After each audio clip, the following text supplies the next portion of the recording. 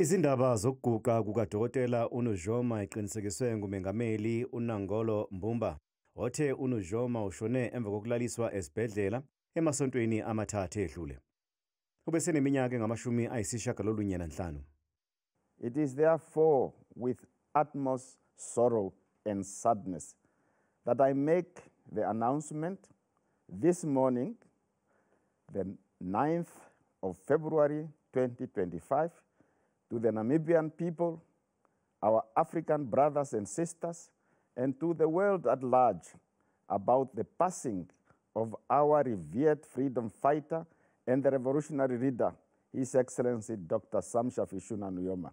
Kusenjalo omakadebona be-ANC baduse uDokotela uNujoma ngeqhaza lakhe ekulweni nokucindezelwa kwamazwe ase-Afrika ngamazwe asentshonalanga. For us, it's sad because currently, he's joining leaders like Nelson Mandela, Amilcar Cabral, Jomo Kenyatta, and Julius Nyerere. Those are leaders who fought against apartheid colonialism, who fought against the system that divided Africa as it is now. As you know, as we can see now, the war that is raging in the DRC, and of course which is with Rwanda, it is because of the borders which were put together by colonialists who divided Africa. And so Sam Nujoma and the African National Congress and